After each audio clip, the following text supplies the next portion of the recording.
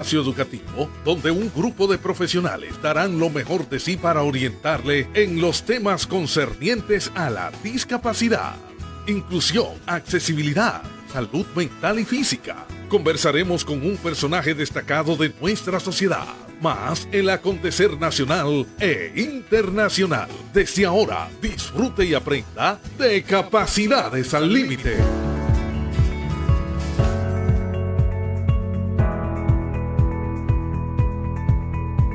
Buenos días, muy buenos días, gentiles amigos oyentes, muy buenos días.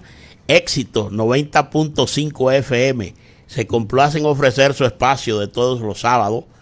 Actualidad, Capacidades al Límite.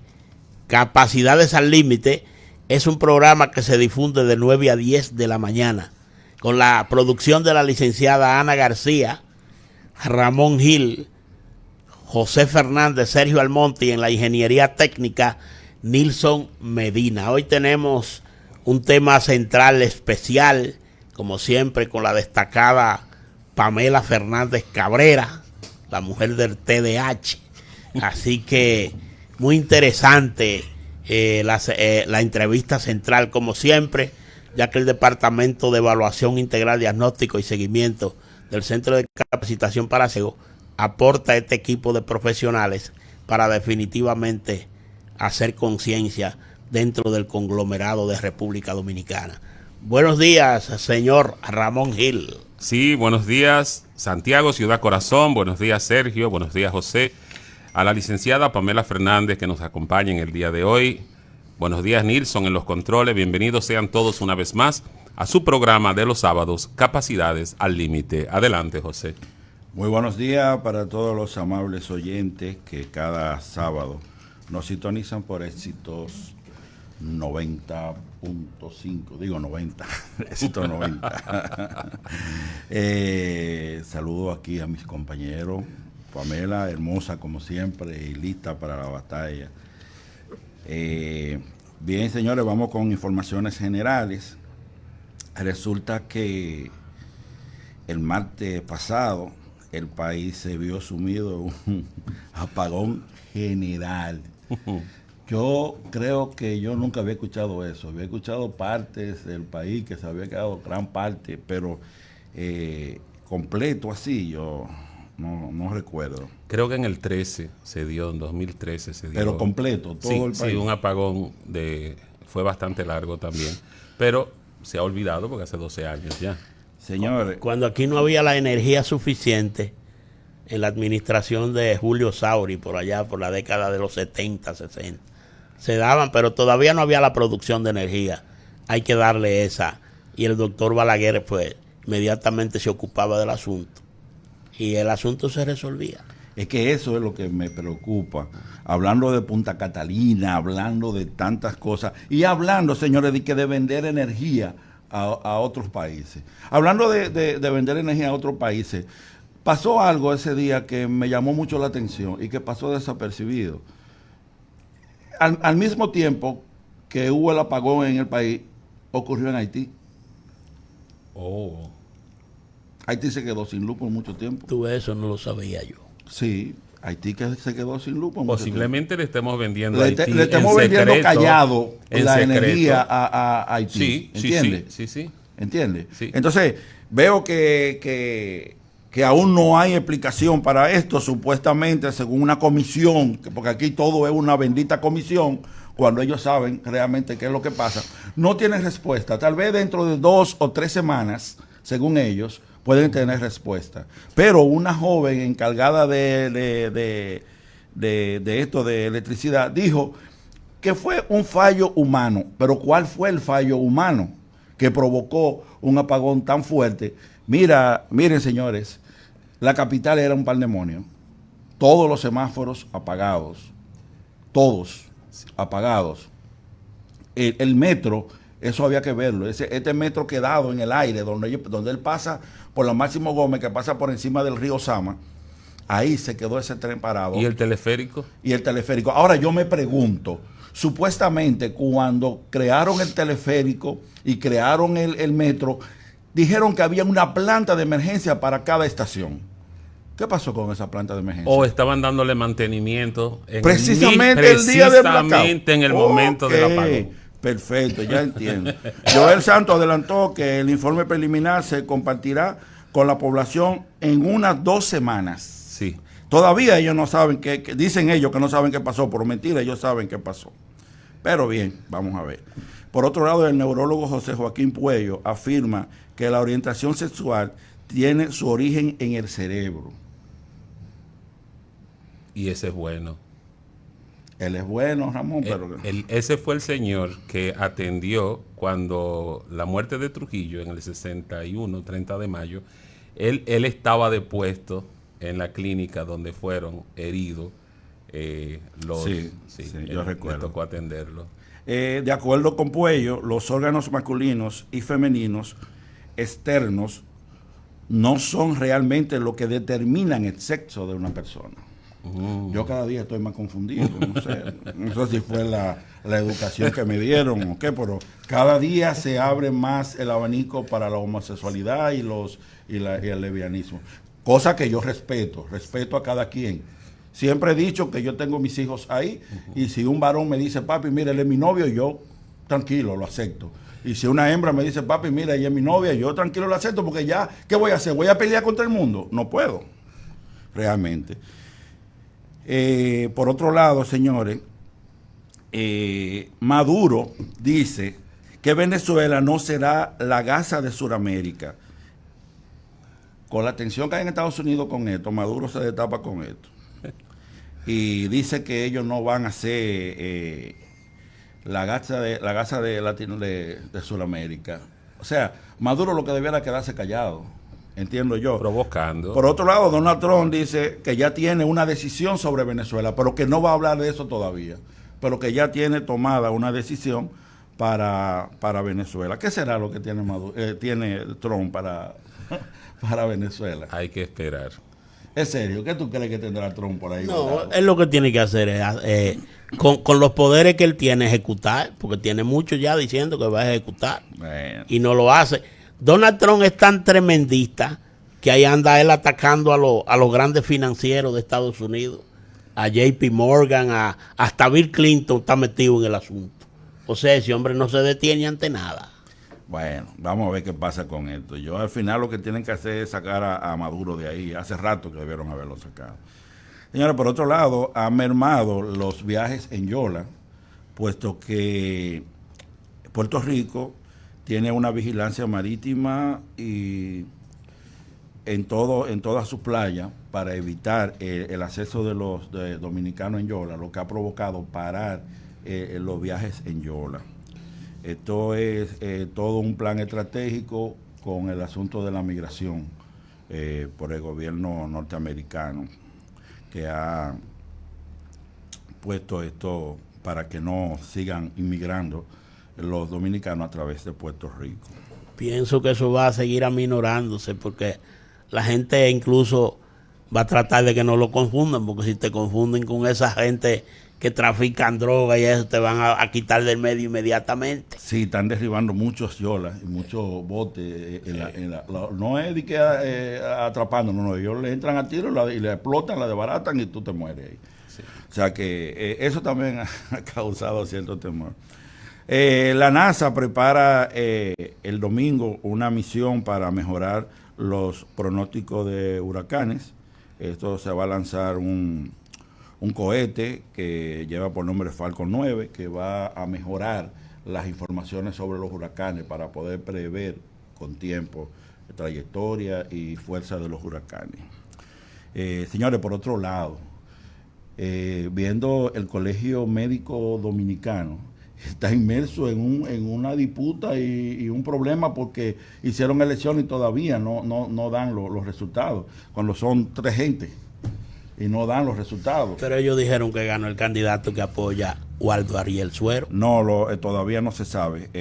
Supuestamente van a reanudar eso en el día de hoy a las 10 de la mañana. Bueno. Vamos a ver qué pasa. El otro que está en pleito también, pero un asunto tenso en las redes y en toda parte, es el CODOSI, el Colegio Dominicano de Psicólogos. no entiendo cómo está la salud mental en el país. Yo pienso que ellos debieran ponerse de acuerdo y ponerse de acuerdo entre ellos. ¿Entiendes? Ponerse de acuerdo entre ellos y no dejar ver este problema que ellos tienen, porque... ¿Pero con qué? ¿Con la elección? No, ellos todos quieren ser candidatos, todos quieren dirigir, tienen un dimi-direte entre ellos mismos no se entienden. Una parte que no entiendo realmente. Por otro lado, y para finalizar, señores, el béisbol de este país, el béisbol invernal va interesante. Sergio debe estar contento con el béisbol porque su equipo, las Estrellas, ha dado la batalla. No está puntero, pero ha dado la batalla. Ramón, ¿qué dice Ramón?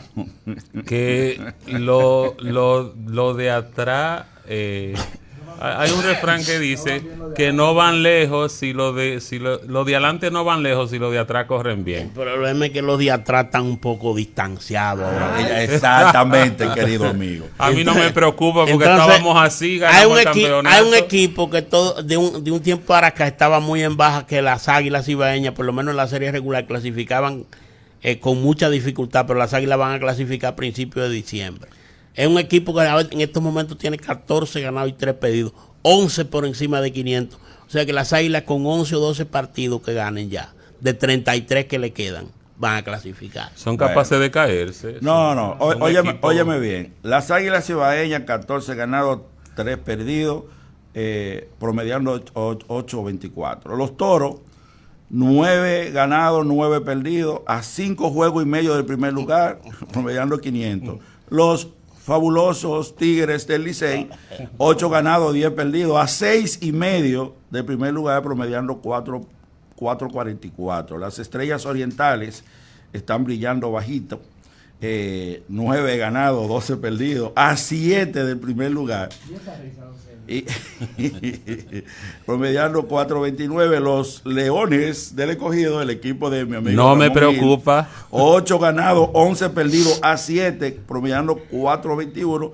Y finalmente, en el fondo, allá muy abajo, los Gigantes, 7 ganados, 10 perdidos, a 7, 4, promediando 4.12, a 7 del primer lugar. Es importante destacar que si bien es cierto que está en primer lugar, pues va cómodo y como van las Águilas, pero no es menos cierto que hay 3 equipos más que clasifican.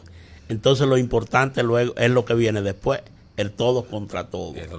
Así que 18 partidos, pero no cabe duda que las Águilas, cuando nadie pensaba, las Águilas han reunido un grupo de muchachos concomitantemente con algunos jugadores criollos como Adelín Rodríguez y otros que realmente están dando la batalla. Ese equipo ganó un juegazo, el último que jugó, el primero y el último que jugó con los Leones del Escogido.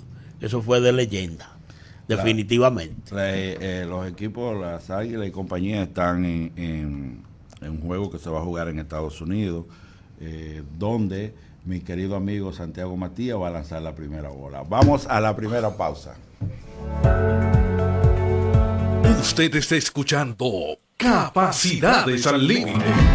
El Departamento de Evaluación Integral, Diagnóstico y Seguimiento del CECAPSI cuenta con un equipo multidisciplinario para brindar los servicios de evaluación e intervención psicológica y asistencia médica, ubicados en la calle Mella, esquina Independencia, número 48, tercer nivel, en Santiago de los Caballeros, República Dominicana. 809-582-8614 u 809-724-0968. Personas con discapacidad o referidas del Ministerio de Educación no pagan. En CECAPSI seguimos haciendo de la inclusión un compromiso de todos. Usted está escuchando Capacidades al Límite. Este es el momento de nuestro tema central.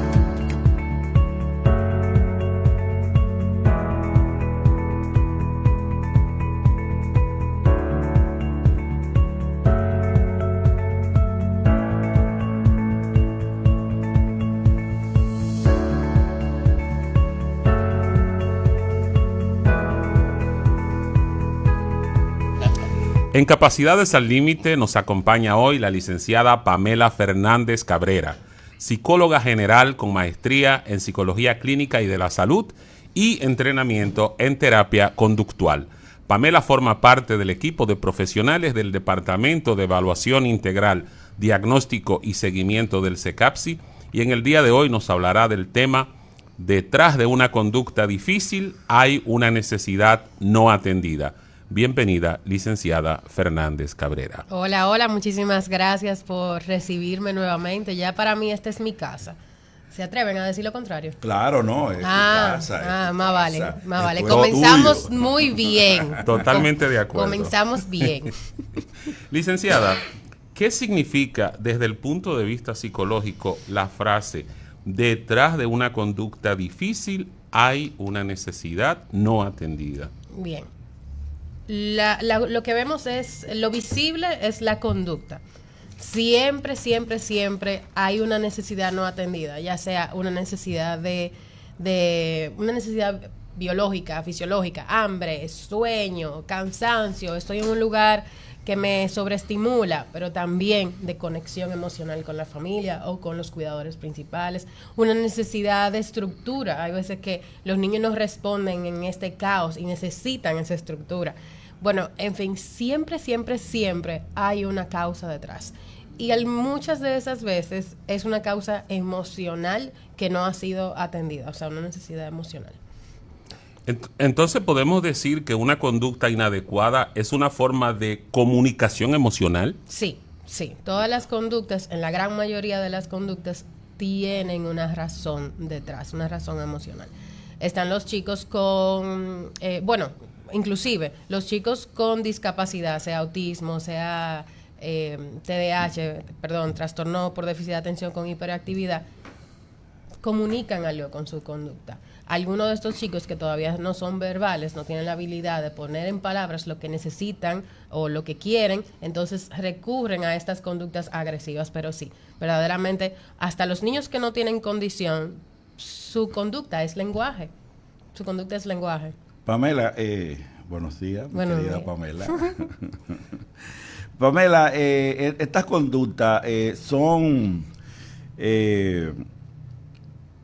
¿cómo te digo? Son siempre por conductas que adquieren, que vienen con esa conducta o se adquieren.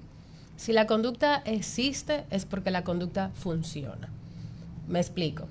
Si una conducta de agresividad existe, es porque históricamente esa conducta le ha permitido a ese niño buscar saciar esa necesidad. ¿Me di a entender? Ya, sí. Perfecto. ¿Y esto lo hacen para llamar la atención o hay diferentes situaciones por las que obtienen esta conducta? Excelente pregunta. No siempre es para llamar la atención. Hay otras funciones o otras razones o otros por qué. A veces hago lo que hago para escapar de la situación o de la persona o de la tarea que me están pidiendo. A veces hago lo que hago para acceder a algún estímulo, de preferencia para el niño. Eso va a depender, pero las que son por atención, las que son para llamar la atención, usualmente es una necesidad emocional no satisfecha. Licenciada, ¿cuáles son las señales que nos permiten identificar que una conducta difícil tiene un trasfondo emocional y no solo es un mal comportamiento? Muy bien, excelente.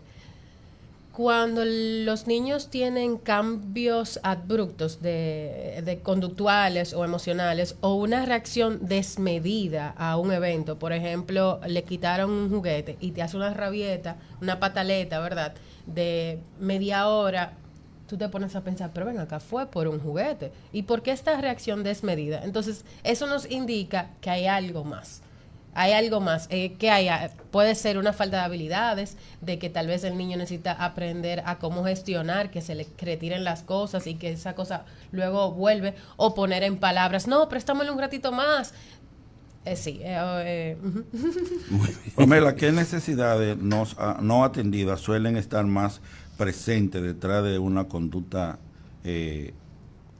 desafiante? Necesidad de conexión. A veces hago conductas para llamar la atención porque no he estado el suficiente de tiempo con mi papá, mi mamá, o o la calidad de tiempo no es la mejor.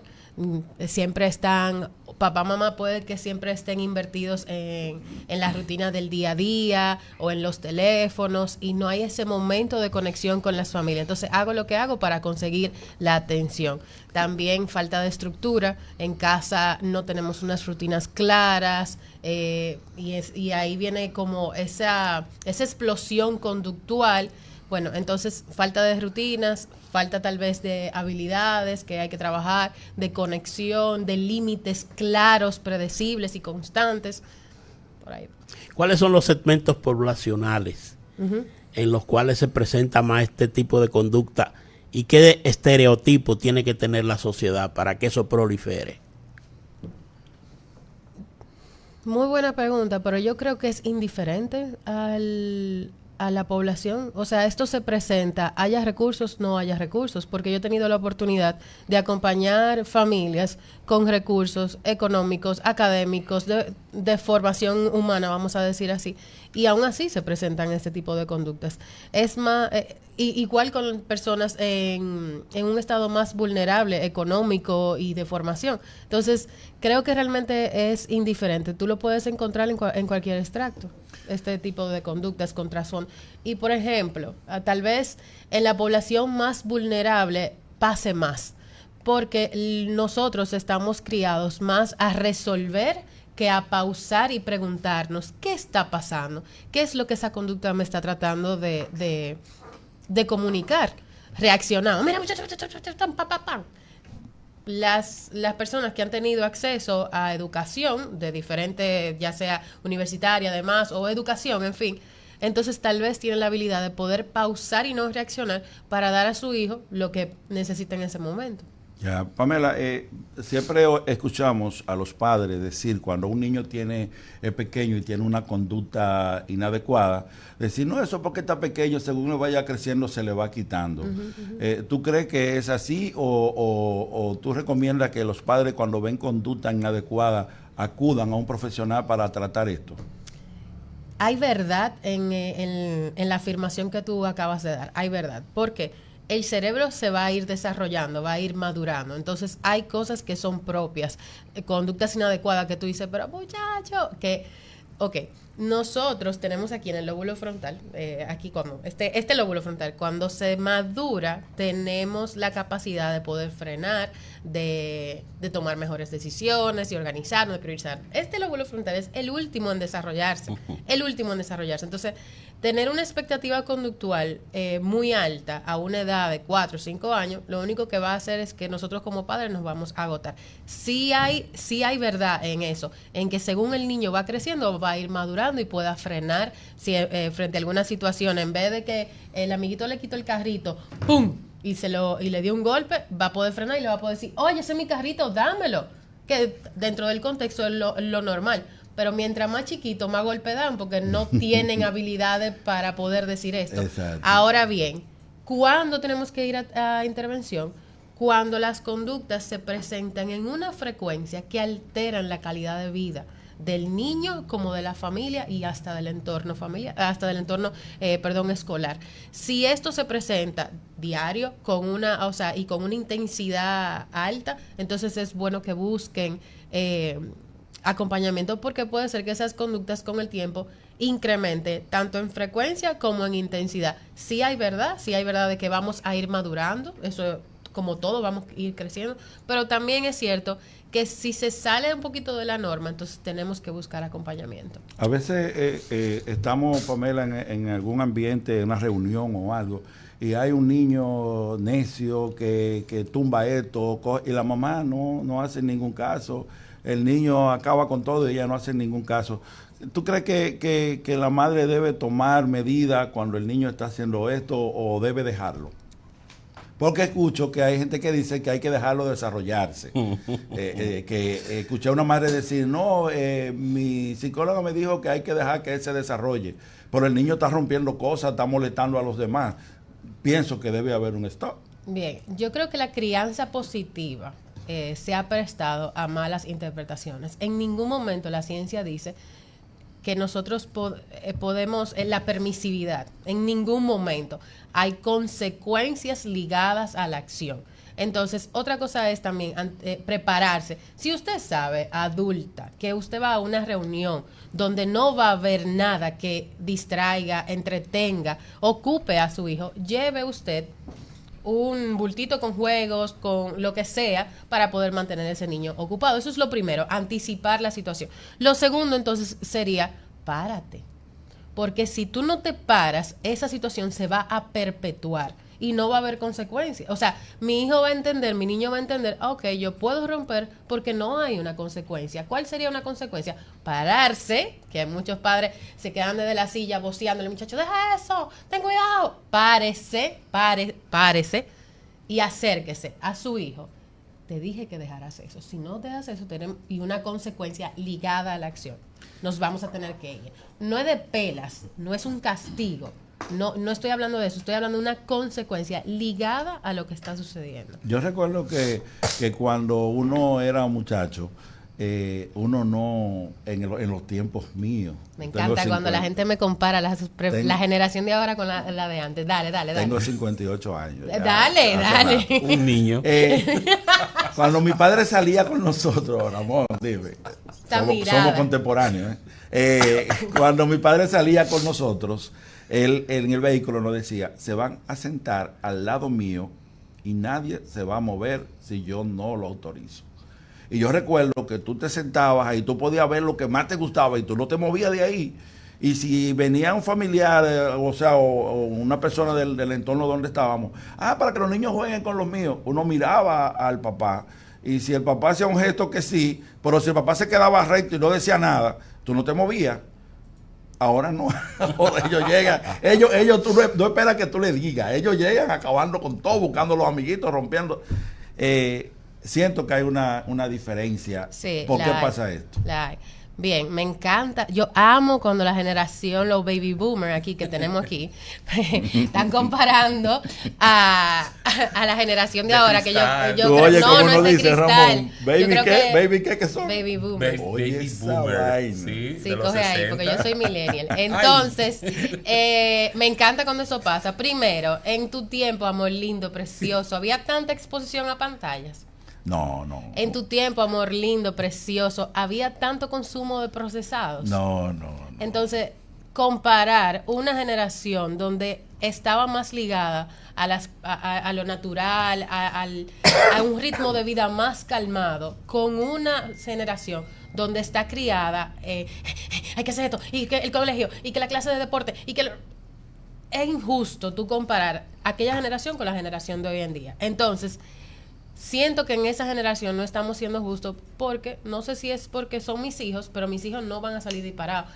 Yo no tengo una mirada amenazadora, pero sí anticipo qué es lo que tu papá hizo contigo. Ustedes se van a sentar aquí conmigo. El tono de voz no es un tono de voz que yo utilizaría un tono de voz más neutral, pero yo anticipo las actividades. Yo voy para un lugar y yo sé que va a haber cosas que a mis hijos les van a llamar la atención. Mi trabajo como madre es decirle, mire, vamos para tal lugar y en tal lugar va a haber tal cosa. Pero ustedes no pueden acercarse hasta esta cosa hasta que mamá no les diga. Mis hijos no se van a mover hasta que mamá no diga. Para mí ese es el punto, la educación y el respeto. Hay límites y son límites respetuosos y hay consecuencias. Por ejemplo, ¿cómo yo he logrado que mis hijos me escuchen y tomen en cuenta lo que yo digo? Porque si no lo hacen, yo los retiro. Yo me le acerco y le digo, si no escuchas a mamá, nos vamos. Y yo me voy. O sea, sean 5 minutos que yo llegué, sean 10 minutos. ¿Y qué pasa con eso? Mamá, hay que escucharla, porque a la segunda puesta en escena, que no me escuchen otra vez, los voy a retirar. Excelente de tu parte, porque a veces amenazamos, pero no hacemos. Lo mío no es una amenaza, es un límite, porque la amenaza no va conmigo. Bueno, sí, pero el límite, porque tú le dices, si no te tranquilizas, no vamos, una amenaza. Yo he sabido agarrar a mis niños del parque, aquí, sobre mi hombro, porque, por ejemplo, en 5 minutos nos vamos, pongo un cronómetro, de verdad, pongo un cronómetro. Y les digo, en 5 minutos nos vamos, cuando suena la alarma, yo te dije que en 5 minutos nos vamos, y me lo llevo. Se llama coherencia. Eso que dice José Fernández es muy real.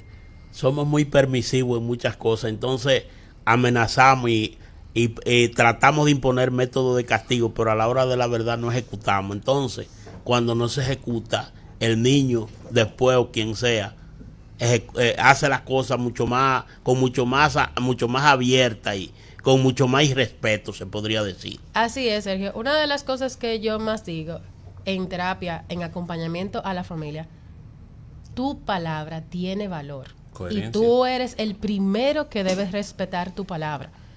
Si tú no respetas tu palabra, promesas vacías, amenazas vacías, límites que un día están y un día no están, pues no van a confiar en tu palabra y no te van a respetar. Tu palabra tiene valor, pero el primero que tiene que respetar eres tú.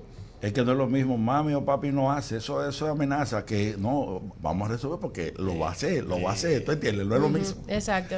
Dale, Ramón. Es que aquí la diferencia está entre coherencia y falta de coherencia.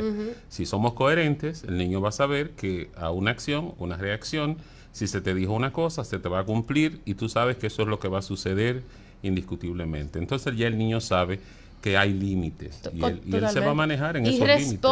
Y responden bastante bien. Claro. La gente de la generación de ahora es cierto que tiene miedo a imponer los límites porque sienten que tal vez la parte emocional no está siendo cuidada, no está siendo respetada. La verdad es que al nosotros no colocar un límite sano, respetuoso y consistente, sí le estamos faltando el respeto a nuestros hijos, porque no estamos procurando un desarrollo sano. Entonces, sí hay que colocarlo. Si usted, padre, madre, que me está escuchando, le ofreció un helado, dele el helado. Mira, ven, que nos vamos del parque y yo te voy a dar un helado. Dele el helado. No lo saque del parque y el helado, ay, no, que tenemos que ir para donde la abuela. Dele el helado. Si usted amenazó con que le iba a quitar la tablet por una semana, no estoy de acuerdo con eso, pero quítele la tablet por una semana y no venga a dársela a los 3 días porque usted se cansó y no quiere saber de muchacho y el muchacho la tiene hasta aquí. Hace un momento se habló de un tema que he visto con mucha frecuencia y es precisamente el de los niños que en una guagua, vamos en un autobús, un viaje largo, y los padres lo ponen con una tableta y el niño se ocupa todo el espacio con su tableta. Si un padre entiende que debe darle una tableta a un hijo, ¿por qué él tiene que involucrar a todo el que va en ese autobús en esa tableta, con la tableta del niño? ¿Por qué él no le compra unos audífonos para que el niño vaya de manera privada escuchando? Si un niño está haciendo ruido en una reunión, como decía ahorita, ¿por qué ese padre no se aparta y atiende a ese niño? Yo lo que noto es que hay una falta de los padres. El problema aquí es con los padres que no saben sus propios límites, que no se educan para tener hijos y que creen que tener hijos es darle libertad absoluta, cuando la libertad de ese niño afecta a las personas alrededor. Ya eso no es libertad del niño, es irresponsabilidad del padre. Correctamente. Porque se cree que se está educando y no se está educando, porque molestar a los demás no es ninguna educación. Bien, licenciada, la siguiente pregunta: ¿cómo afectan la falta de afecto, de límites o de escucha activa el comportamiento? ¿Qué tanto lo afecta eso? Que no se le ponga esa... Bueno, yo creo que ya usted, ya eso ya se respondió. Pero básicamente cuando no es atendido, la conducta intensifica, porque la conducta va a buscar lo que quiere. El comportamiento del niño va a seguir escalando hasta que consiga lo que quiere. O sea, se va a intensificar si no lo atendemos. Yo creo que antes de que me cierren, porque siento que me van a cerrar el tema, siento que ha sido un discurso, siento que ha sido un discurso muy desesperanzador de frente a los padres y muy de los padres. Sí es cierto que como padres tenemos mucha responsabilidad en el desarrollo sano de nuestros hijos, pero eso no quiere decir en ningún momento que no podamos cambiar esas prácticas que no están funcionando. Con un buen acompañamiento lo podemos lograr. Sí se pueden cambiar. Bien, Pamela Fernández Cabrera, caramba, esta muchacha tan activa. Necesitamos más tiempo para... Pamela, dirígele un mensaje final a esos padres, a esa gente que podría tener ese tipo de inconvenientes. Bien, mi mensaje final sería: tu hijo no está en tu contra. Tu hijo no está en tu contra, tu hijo necesita de ti. Necesita una guía, necesita un acompañamiento. Si en este momento tú sientes que las conductas son más de lo que tú puedes manejar, entonces busca apoyo. Tenemos los centros como CECAPSI, que tienen un aporte bastante accesible para la población en general. Entonces, busca acompañamiento. Tu hijo no está en tu contra. Y toda conducta difícil tiene un mensaje detrás. Tenemos que pausar y pensar qué es lo que la conducta de mi hijo está tratando de decir. Bien, el contenido de Capacidades al Límite sigue adelante, gracias a Pamela Fernández Cabrera. En breve, panorama actual. Adelante, Nilson. Usted está escuchando Capacidades al Límite. El Departamento de Evaluación Integral, Diagnóstico y Seguimiento del CECAPSI cuenta con un equipo multidisciplinario para brindar los servicios de evaluación e intervención psicológica y asistencia médica, ubicados en la calle Mella, esquina Independencia, número 48, tercer nivel, en Santiago de los Caballeros, República Dominicana. 809-582-8614 u 809-724-0968. Personas con discapacidad o referidas del Ministerio de Educación no pagan. En CECAPSI seguimos haciendo de la inclusión un compromiso de todos. Usted está escuchando Capacidades al Límite. Tiempo de analizar los acontecimientos en Capacidades al Límite. Panorama actual.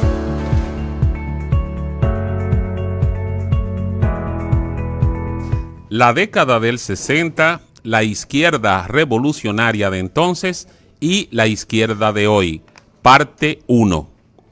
Cuando se leen los periódicos y revistas o cuando se escucha a los escritores e intelectuales de la década del 60, la mayor preocupación que expresan estos es el temor de una inminente guerra nuclear entre las dos superpotencias del momento, que eran para la época la Unión de Repúblicas Socialistas Soviéticas, antigua URSS y hoy Rusia, y los Estados Unidos de Norteamérica. De forma casi milagrosa, gracias a una excelente diplomacia y a que la guerra que se realizó fue más psicológica y de espionaje y no el simple y brutal enfrentamiento militar directo, el mundo se libró de una destrucción que se anunciaba como inminente para toda la humanidad. Hoy, más de medio siglo después, el temor a una guerra de este tipo, aunque no ha desaparecido, es mínimo. Existían entonces ideologías radicales, nada de medias tintas, o eras de izquierdas o de derechas. Apoyabas a los comunistas y sus regímenes opresivos, o al capitalismo y su democracia. En la década del 60 y hasta hace unos años, o hasta unos años después, las personas se adherían sin problemas a un conjunto de ideas, creencias, valores y pensamientos de forma radical, y eran capaces de sacrificarlo todo, incluso familia, bienes y vida, en aras de esas ideas. Se creía que las ideas políticas no solo servían para explicar o transformar la realidad social, política o económica, sino para crear un estado de bienestar general para todos. Para que se comprenda mejor de lo que hablamos, en ese tiempo, ser socialista o de izquierda era una postura ideológica fácilmente reconocible por las siguientes características. Primero, se compartía un conjunto de rasgos ideológicos, socioculturales y políticos muy marcados por el contexto internacional, como son, por ejemplo, la Guerra Fría o la Revolución Cubana, o por las realidades de desigualdad en la región.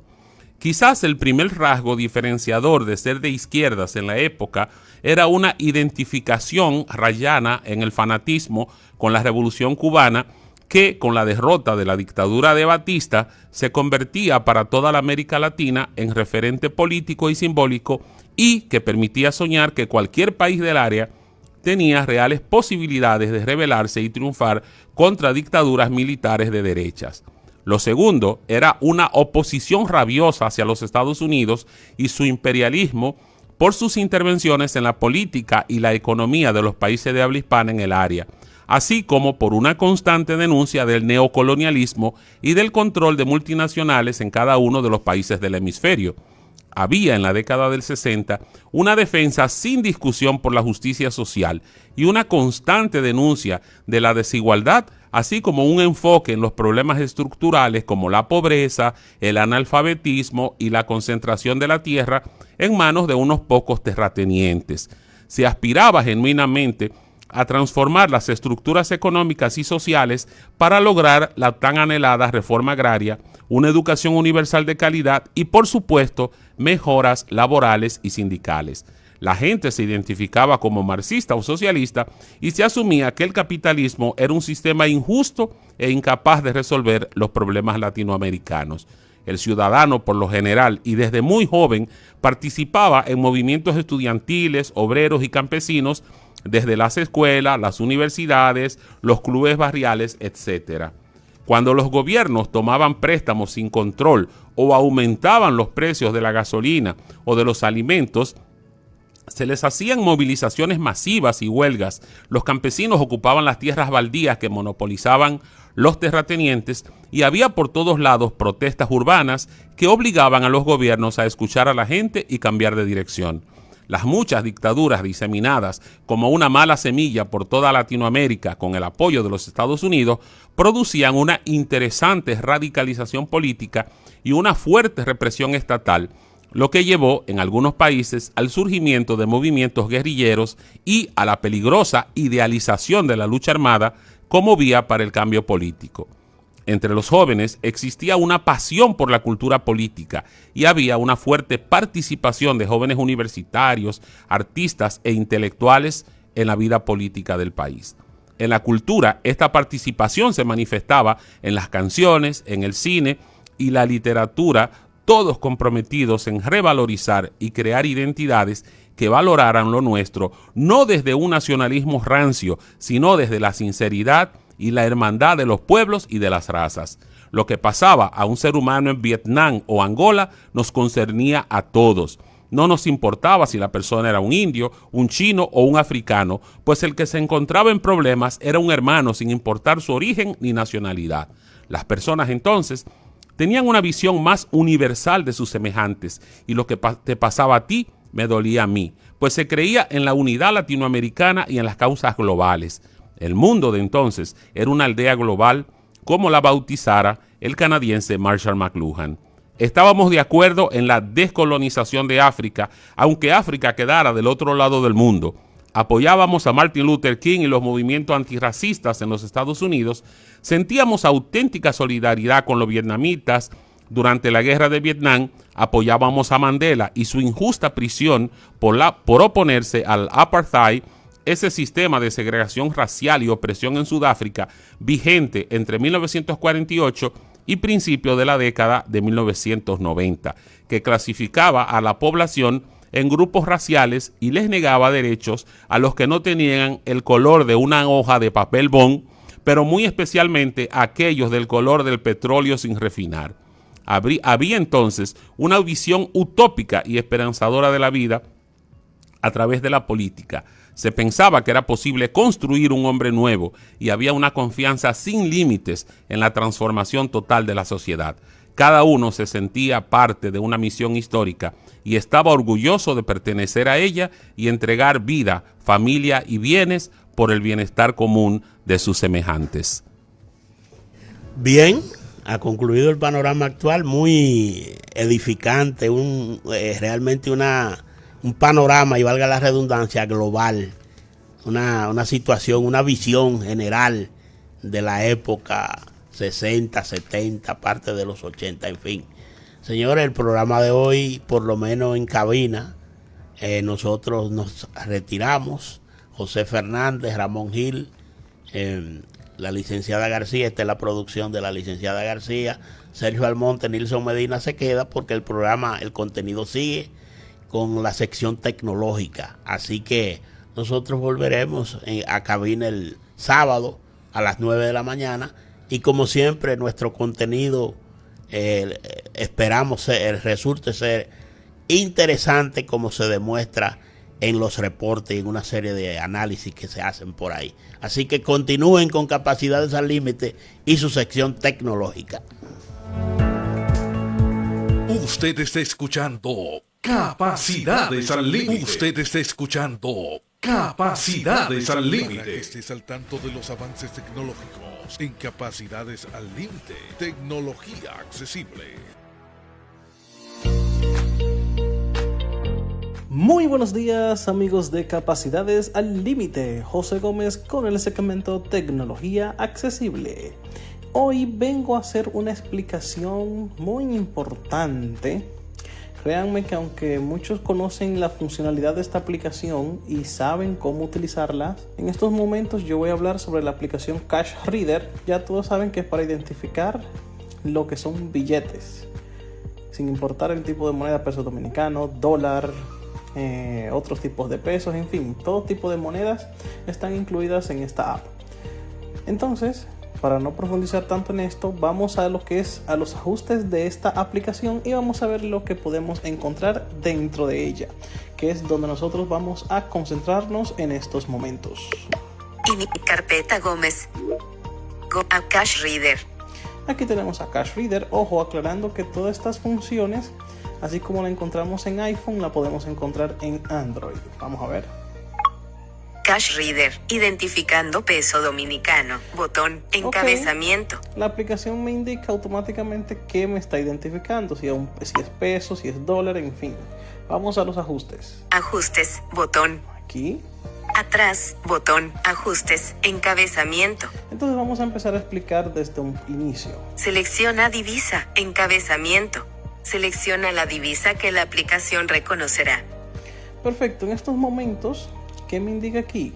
Que tengo que seleccionar un tipo de divisa para que la aplicación empiece a detectar. Por ejemplo, yo tengo identificando peso dominicano. Peso dominicano. Pero si yo quisiera agregar otra, ¿qué debo de hacer? Entro aquí. Selecciona divisa, botón. Donde dice selecciona divisa, botón. Eso está más que claro. Continuamos. Todas las divisas a la vez, botón. Miren, esto yo no lo recomiendo. ¿Qué pasa aquí? Si yo activo esta función, el Cash Reader, sin importar el tipo de divisa que yo le coloque, él la va a identificar, pero a veces pueda que pierda un poco más de, vamos a decir que pierda un poco de lo que tiene que ver con la identificación de billetes. Pueda que se confunda, pueda que hayan más errores y no sería muy factible activar esta función, porque a veces pueda que confunda un billete de un país con otros y a la final termine teniendo una información errónea y no van a poder obtener la información correcta. Continuamos. La identificación a granel es menos confiable. Seleccione la moneda siempre que sea posible. Él mismo les dice lo que deben de hacer. Es poco confiable elegir esta función. Convertir a divisa local. Encabezamiento. Miren, Cash Reader tiene un convertidor de divisas. Por ejemplo, yo en estos momentos cuando yo coloco un billete, por ejemplo de 50 pesos o 200 o 100, lo que sea, cuando me diga el valor, él también me va a decir la conversión a la moneda local que yo tenga elegida, que es... Cash Reader convertirá el billete identificado a tu divisa local. Se lee, el valor del billete convertido a divisa local es solo informativo. Última actualización de tipos de cambio. 14/11/25. 50 dólares igual a 0 dólares americanos con 80 centavos. Me dice que 50 pesos dominicanos, que es el billete más bajo, son 80 centavos de dólar. Yo tengo un convertidor de dólar aquí con el Cash Reader. Cuando le presento el billete me dice, por ejemplo, 50 pesos dominicanos y me va a decir el valor en la moneda local, que sería el dólar. Continúo. Flash, encabezamiento. Miren, el flash es importante porque a veces estamos en lugares que no tenemos mucha luz y el flash es nuestra ayuda en estos casos. El flash de tu dispositivo mejora el reconocimiento en la oscuridad. Será deshabilitado cuando cierres la app.